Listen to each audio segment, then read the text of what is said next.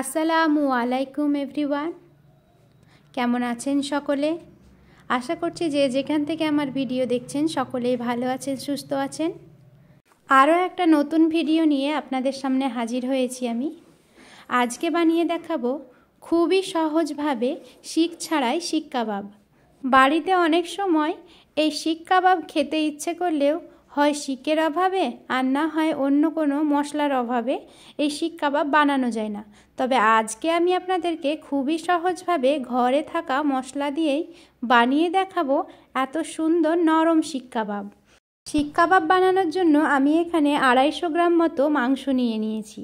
আপনারা যে কোনো মাংস দিয়েই একই প্রসেসে শিক কাবাব বানাতে পারবেন।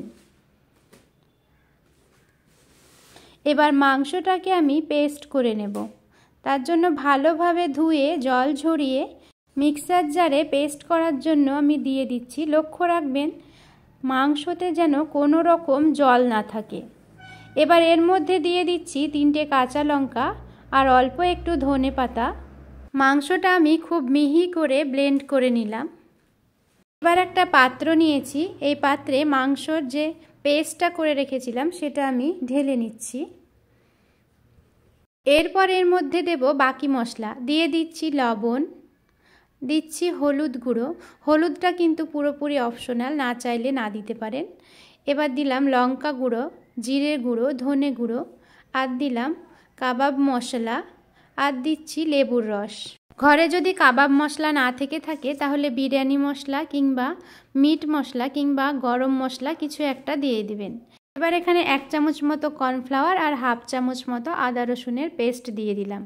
আর দিয়ে দিলাম একটা মাঝারি সাইজের পেঁয়াজ কুচি, দিয়ে দিলাম ধনে পাতা কুচি আর অল্প একটু তেল। এবার ভালোভাবে এটাকে মেখে নেব। এখানে আমি যে মশলাগুলো কাবাবের মধ্যে দিলাম সেগুলো কিন্তু সবার বাড়িতেই সবসময় অ্যাভেলেবল থাকে, তাই ইচ্ছে করলে আপনারা যে কোনো সময় এই কাবাব বানিয়ে নিতে পারেন। খুব ভালোভাবে আমি হাত দিয়ে মেখে নিচ্ছি এটা, যাতে ভালোভাবে মশলাগুলো মিশে যায়। ভালোভাবে মাখানো আমার হয়ে গেছে। এবার আমি এটাকে রেস্টে দিয়ে দেব হাতে যতটা সময় থাকবে। আপনাদের হাতে যদি সময় না থাকে তাহলে সঙ্গে সঙ্গেও বানিয়ে নিতে পারেন। 1 ঘন্টা মতো রেস্টেও দিতে পারেন। আবার এভাবেই মেখে রেখে দিতে পারেন নর্মাল ফ্রিজে 2-4 দিনের মতো। তারপরে যখন ইচ্ছে আপনারা বানিয়ে খেতে পারবেন। পেঁয়াজটা বাদ দিয়ে আপনারা মেখে রাখবেন, তাহলে গন্ধ হবে না। এভাবে আরও একবার আমি রেস্টের পরে ভালোভাবে মেখে নিচ্ছি। ভালোভাবে মাখা হয়ে গেলে এবার আমি শিক কাবাবগুলো বানিয়ে নেব। শিক কাবাবটা বানানোর জন্য রান্নাঘরে প্রয়োজনীয় একটা জিনিস সাঁড়াশি, যেটা আমাদের সবার রান্নাঘরে আছে, সেটা দিয়েই আমি বানাবো। যেহেতু আমার কাছে সেই রকম মোটা শিক নেই, আপনারা চাইলে কিন্তু এটা কাঠি কাবাবের কাঠিগুলো দিয়েও বানাতে পারেন। এইভাবে একটা দিকে আমি মাংসের একটা মুঠো নিয়ে শিক কাবাবের শেপ দিব। আপনারা চাইলে আপনাদের ইচ্ছা মতো বড় ছোট যে কোনো সাইজের বানিয়ে নিতে পারেন। আমি একটা নর্মাল সাইজের শিক কাবাব বানিয়ে নিচ্ছি, খুব বেশি বড় আমি এখানে শিক কাবাব বানাচ্ছি না। এভাবে ইচ্ছা মতো সাইজ দিয়ে তারপরে আস্তে করে টেনে বের করে নিলেই শিক কাবাবগুলো কিন্তু রেডি হয়ে যাবে। আরও একটা শিক কাবাব আমি আপনাদেরকে বানিয়ে দেখাচ্ছি। এই একইভাবে সব শিক কাবাবগুলো আমি কিন্তু বানিয়ে নিচ্ছি। তাহলে দেখতেই পেলেন শিক ছাড়া শিক কাবাব কীভাবে সম্ভব। আর কাবাবগুলো শেপগুলো কিন্তু খুবই সুন্দর হয়েছে। এখানে 6টা কাবাব আমার বানানো হয়ে গেছে, আরও কিছু কাবাব বানানো বাকি আছে, সেগুলো আমি বানিয়ে নেব। কাবাবের মাংসটা যখন ব্লেন্ড করবেন তখন একটা জিনিস লক্ষ্য রাখতে হবে, মাংসের মধ্যে যেন কোনো রকম জল না থাকে আর মাংসটা যেন নরম না হয়ে যায় মাখার পরে।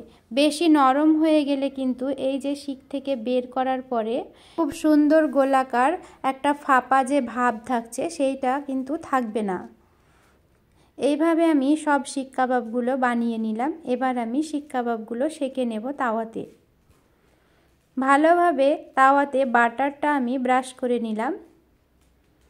তারপরে একটা একটা করে কাবাব দিয়ে দেব। 10 মিনিট মতো উল্টে পাল্টে ভেজে নিলেই কাবাবগুলো কিন্তু রেডি হয়ে যাবে। আর কাবাবগুলো ভাজার সময় গ্যাসের আঁচটা একদমই লো রাখবেন। আস্তে আস্তে ধিমে আঁচে কাবাবগুলো ভাজলে পরে ভেতর থেকে সেদ্ধ হবে আর পুড়েও যাবে না। ভাজার সময় যেটা দিয়ে আপনারা ভাজবেন, ঘি, তেল কিংবা বাটার যেটাই হোক না কেন, সেটা কিন্তু আবারও কাবাবের উপর দিয়ে ব্রাশ করে দেবেন, তাহলে কাবাবের ফ্লেভারগুলো কিন্তু খুবই ভালো আসে। এইভাবে খুবই সাধারণভাবে শিক ছাড়াই শিক কাবাব আর বাড়িতে থাকা মশলা দিয়ে আমি কিন্তু বানিয়ে ফেললাম। আপনারাও কিন্তু বাড়িতে যে কোনো সময় এইভাবে শিক কাবাব বানিয়ে নিতে পারবেন। আমার সব শিক কাবাবগুলো ভাজা হয়ে গেছে আর খুবই নরম হয়েছে আর খুবই টেস্টি হয়েছে। একবার হলেও আপনারা বাড়িতে অবশ্যই এটা ট্রাই করবেন। আশা করছি সবার ভালো লাগবে। কাবাবটা কিন্তু খেতেও খুব নরম হয়। আজকের ভিডিও এই পর্যন্তই। দেখা হচ্ছে পরের একটা ভিডিওতে। ততক্ষণ পর্যন্ত সকলেই ভালো থাকবেন, সুস্থ থাকবেন। ধন্যবাদ।